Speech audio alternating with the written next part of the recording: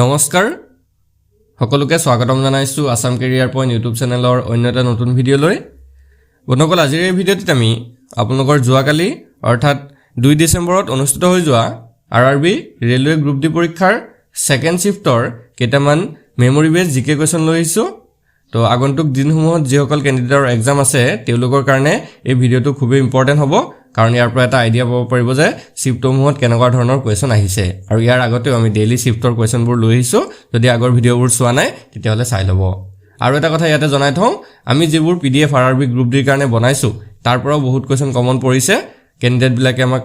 মেছেজত কৈছে যে কোৱেশ্চনবোৰ কমন পৰিছে তো যদি আপোনালোকৰ পিডিএফ খিনি লাগে তেতিয়াহ'লে স্ক্ৰিনত দিয়া নাম্বাৰটোত মাত্ৰ 99 টকা পেমেন্ট কৰি আমাৰ পৰা পিডিএফ বোৰ লৈ ল'ব পাৰিব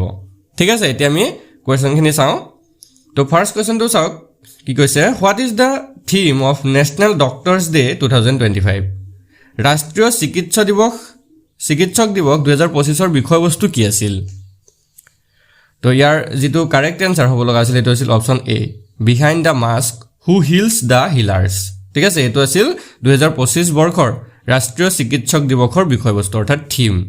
আৰু এটা কথা ইয়াতে মনত ৰাখি থোৱাটো ভাল যদি আগন্তুক শিফটত কোৱেশ্চন আহি যাব পাৰে যে ৰাষ্ট্ৰীয় চিকিৎসক দিৱস কেতিয়া পালন কৰা হয় প্ৰতি বছৰে তো এটো 1 জুলাইত পালন কৰা হয় মনত ৰাখি থব 1 জুলাই তাৰিখে প্ৰতি বছৰে ৰাষ্ট্ৰীয় চিকিৎসক দিৱস পালন কৰা হয় নেক্সট কোৱেশ্চন তো চাওক who became the president of South Korea in June 2025 2025 চনৰ জুন মাহত দক্ষিণ কোৰিয়াৰ ৰাষ্ট্ৰপতি কোন হৈছে নতুনকৈ হৈছে তো 2025 চনৰ জুন মাহত তো তেখেত কোন হয় এটো হৈছে অপচন এ লি জি মিউং ঠিক আছে লি জি মিউং হৈছে দক্ষিণ কোৰিয়াৰ নতুন ৰাষ্ট্ৰপতি আৰু 21 সংখ্যক ৰাষ্ট্ৰপতি হয় মনত ৰাখি থব আৰু তেওঁ 2025 চনৰ জুন মাহত শপত গ্ৰহণ কৰিছে নেক্সট কোৱেশ্চন তো চাওক in January 2025 who was awarded the Arjun Award in athletics for outstanding performance 2025 চনৰ জানুৱাৰী মাহত অসাধাৰণ প্ৰদৰ্শনৰ বাবে কোনে এথলেটিক্সত অৰ্জুন বঁটা লাভ কৰিছিল তো ইয়াৰ ভিতৰত কাৰেক্ট আনসাৰটো অপচন এ হ'ব জ্যোতি আৰআৰজিয়ে নেক্সট কোৱেশ্চন তো চাওক হাউ many people war awarded da Kirti Chakra in 2025 2025 চনত কিমানজন লোকক কীৰ্তি চক্ৰ প্ৰদান কৰা হৈছিল তো ইয়াৰে শুদ্ধ উত্তৰটো হৈছে অপচন সি 6 ছজন ব্যক্তিক কীৰ্তি চক্ৰ প্ৰদান কৰা হৈছিল Next question to is which Indian athlete broke the women's indoor shot put national record at the Mountain West Indoor Track and Field Championship 2025 Mountain West Indoor Track and Field Championship 2025 ত মহিলাৰ indoor shot put ৰাষ্ট্ৰীয় অভিলেখ ভংগ কৰিলে কোনগৰাকী ভাৰতীয় খেলুৱৈয়ে তো তেখেত হৈছে অপচন ডি কৃষ্ণ জয়াশংকৰে Next question to Sauk in February 2025 which domination banknote did RBI announce would be issued with Governor Sanjay Malhotra's signature 2025 চনৰ ফেব্ৰুৱাৰী মাহত গভৰ্ণৰ সঞ্জয় মালহোত্ৰাৰ স্বাক্ষৰত কোনটো মূল্যৰ নোট জাৰি কৰা হ'ব বুলি ঘোষণা কৰিছিল RBI তো এটো হ'ব অপচন বি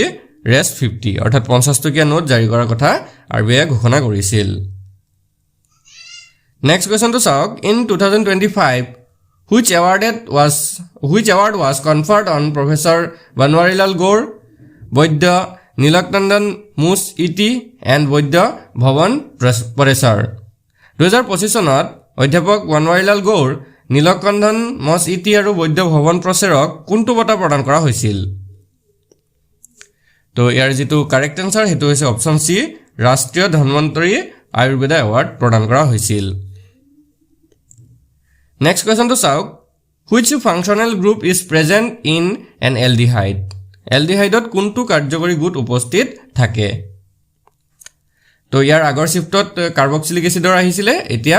aldehydeৰ আহিছে সৰি ইয়াৰ আগৰ গ্ৰুপত হাইড্ৰক্সিল গ্ৰুপটোৰ বিষয় আহিছিলে OH টো আহিছিলে কিন্তু এইটো শিফটত কি আহিছে aldehyde গ্ৰুপৰ কথা সুধিছে তো এইবিলাক খুব ইম্পৰ্টেন্ট কোৱেশ্চন হয় সায়েন্সৰ তো ইয়াৰ যেটো কাৰেক্ট আনসাৰ হেতু হৈছে অপচন এ CHO ঠিক আছে মনত ৰাখিব CHO টো হৈছে aldehyde group আৰু OH টো হৈছে কাৰ্বক্সিল গ্ৰুপ COOH টো হৈছে OH টো হৈছে হাইড্ৰক্সিল গ্ৰুপ আৰু COOH টো হৈছে কাৰ্বক্সিল গ্ৰুপ আৰু CO টো হৈছে কিটন গ্ৰুপ এইবিলাক মনত ৰাখি থব নেক্সট কোৱেশ্চনটো চাওক where is the nucleus located in a neuron নিউৰনত নিউক্লিয়াছ ক'ত অৱস্থিত হয় ঠিক আছে নিউৰন তাত অৰ্থাৎ স্নায়ুকোষে তাত নিউক্লিয়াছ ক'ত থাকে তো এইটো ডেনড্ৰাইটটো নহয় সেল বডি হ'ব কাৰেক্ট আনসাৰ অপচন বি হ'ব এক্সনো নহয় এক্সন টাৰ্মিনেলো নহয় সেল বডি অৰ্থাৎ কোষ দেহ যেটো আছে কোষ দেহতে যেটো নিউক্লিয়াছ আছে অৰ্থাৎ কোষ কেন্দ্ৰ আছে এটো অৱস্থিত থাকে নেক্সট কোৱেশ্চনটো চাওক what is effect on density when temperature increase উষ্ণতা বৃদ্ধি হলে ঘনত্বৰ ওপৰত কি প্ৰভাৱ পৰে ডেন্সিটি ইনক্ৰিজ হয় নে ডিক্ৰিজ হয় নে ডেন্সিটি ৰিমেইনছ আনচেঞ্জ নে ফাৰ্স্ট ইনক্ৰিজ দেন ডিক্ৰিজ কোনটো হ'ব বাঢ়ে ডেন্সিটি অৰ্থাৎ ঘনত্ব বাঢ়ে নে কমে নে একেই থাকে নে প্ৰথমতে বাঢ়ি তাৰ পিছত কমি যায় তো ইয়াৰ যেটো কাৰেক্ট আনসাৰ এটো অপচন বি ডেন্সিটি ডিক্ৰিজ অৰ্থাৎ ঘনত্ব কমি যায় নেক্সট কোৱেশ্চনটো চাওক to what depth in metres is the Matsya submersible designed two operate মৎস্য সাবমাৰ্জিবলখন কিমান গভীৰতালৈকে অৰ্থাৎ মিটাৰত কিমান মিটাৰ গভীৰতালৈকে কাম কৰিবলৈ ডিজাইন কৰা হৈছে তো ইয়াৰ যেটো কাৰেক্ট আনসাৰ এটো হ'ব অপচন সি 6000 মিটাৰ আৰু এটো যদি কিলোমিটাৰত হয় তে 6 কিলোমিটাৰ হ'ব ঠিক আছে তো 6000 মিটাৰলৈকে 6000 মিটাৰ গভীৰতালৈকে কাম কৰিবলৈ এটো ডিজাইন কৰা হৈছে নেক্সট কোৱেশ্চনটো চাওক when lead nitrate is mixed with potassium iodide which precipitate is formed হি নাইট্ৰেট পটাছিয়াম আয়োডাইডৰ লগত মিহলি হলে কোনটো বৰফৰ সৃষ্টি হয় বা কি সৃষ্টি হয় তো ইয়াৰ যেটো কাৰেক্ট আনসাৰ হেতু হ'ব option D yellow lead iodide প্ৰস্তুত হয়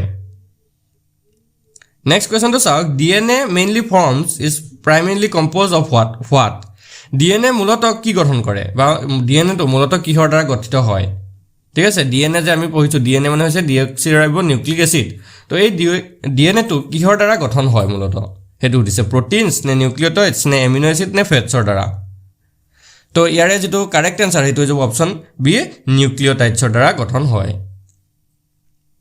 নেক্সট কোৱেশ্চনটো হৈছে two bring A body to rest applied force impulse must be equal to which quantity কোনো বস্তুক জিৰণি লবলৈ হলে প্ৰয়োগ কৰা বল অৰ্থাৎ ইম্পালস কিমান পৰিমাণৰ সমান হ'ব লাগিব অৰ্থাৎ কোন তলৰ কোনটোৰ সৈতে সমান হ'ব লাগিব তো ইয়াৰ যেটো শুদ্ধতৰ হেতু হ'ব অপচন সি মোমেন্টামৰ সৈতে সমান হ'ব লাগিব নেক্সট কোৱেশ্চনটো চাওক what is synthesized in smooth endoplasmic reticulum SER মসৃণ এন্ডোপ্লাজমিক ৰেটিকুলামত কি সংশ্লেষিত হয় protein lipid nucleic acid নে carbohydrates তো ইয়াৰ যেটো কাৰেক্ট আনসাৰ হেতু হ'ব অপচন বি লিপিড ঠিক আছে মন ৰাখি দিব তো মসৃণ এন্ডোপ্লাজমিক ৰেটিকুলামত লিপিড সমূহ সংশ্লেষিত হয় নেক্সট কোৱেশ্চনটো চাওক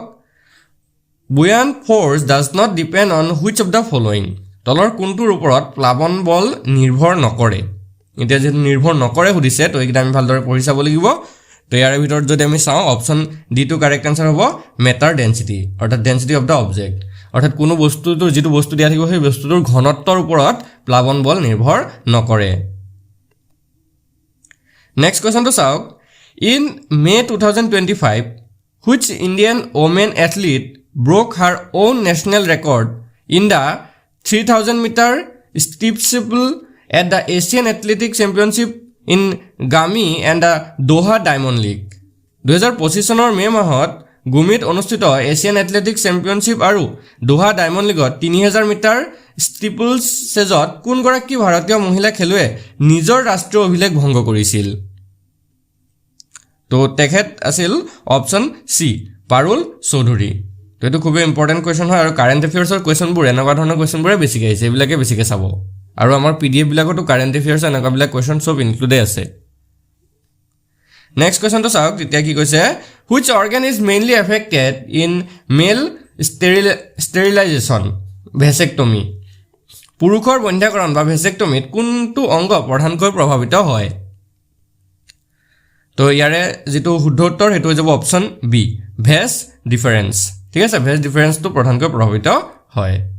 তো বন্ধুসকল আমি আজি এইটা কোৱেশ্চন কালেক্ট কৰিব পাৰিলো যদি আপোনালোকৰ ভিডিওটো ভাল লাগি থাকে ভিডিওটো এটা লাইক কৰি দিব আৰু চেনেলটো সাবস্ক্ৰাইব কৰি লব আৰু আগন্তুক দিনসমূহত যিসকলৰ এক্সাম আছে তেওঁলোকে আৰু ভালদৰে এই ভিডিওবোৰৰ পৰা প্ৰিপাৰেচন কৰি থাকিব পাৰিব আৰু যদি আপোনালোকৰ পিডিএফখিনি ল'ব বিচাৰে মোষ্ট ইম্পৰ্টেণ্ট কমন কুৱেশ্যনৰ পিডিএফবোৰ আপোনালোকে পাই যাব তো এইটো নম্বৰত আমাক মেছেজ কৰিব